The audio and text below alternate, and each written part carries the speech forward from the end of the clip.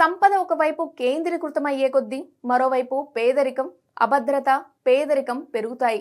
ఈ ప్రక్రియ కార్మిక వర్గంలో అశాంతి, ఆగ్రహం, విప్లవ చైతన్యాన్ని పెంచుతుంది.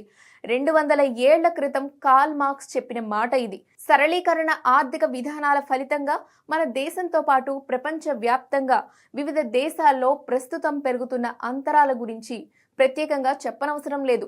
శతకోటీశ్వరుల సంపద అనూహ్యంగా పెరుగుతుండగా సామాన్యుల రోజువారీ జీవనం కూడా కష్టమవుతున్న పరిస్థితులు చూస్తున్నాం.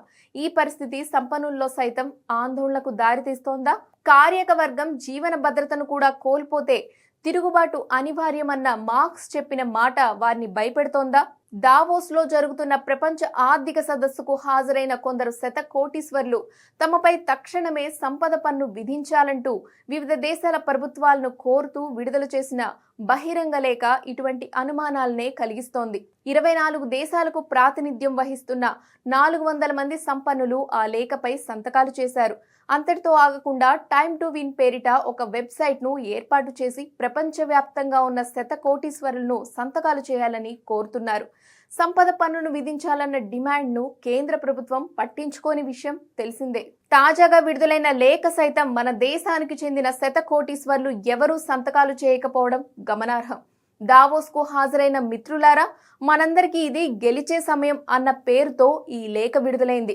అత్యంత ధనికులు, మిగిలిన వారి మధ్య అంతరం రోజురోజుకి పెరుగుతోంది. పొరుగునే ఉన్న కాలనీల నుండి దేశాల వరకు ఈ చీలిక విస్తరించింది. ప్రపంచంలోని అత్యంత ధనికులపై 1% మంది 95% మంది జనాభా వద్ద ఉన్న సంపద కన్నా ఎక్కువ పోగేసుకున్నారు. ఈ కొద్ది మంది ప్రజాస్వామ్యాలను కొనుగోలు చేశారు, ప్రభుత్వాలను అధీనంలోకి తీసుకున్నారు, మీడియా గొంతు నొక్కారు, సాంకేతికత ఆవిష్కరణలపై పట్టు సాధించారు, పేదరికం, సామాజిక వెలివేతను మరింతగా పెంచుతున్నారు.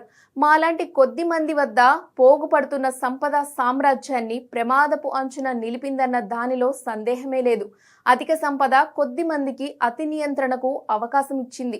అది మన భద్రమైన భవిష్యత్తును ప్రమాదంలోకి నెడుతోంది. ఇప్పుడు ఆ నియంత్రణకు ముగింపు పలకాల్సిన సమయం వచ్చేసింది.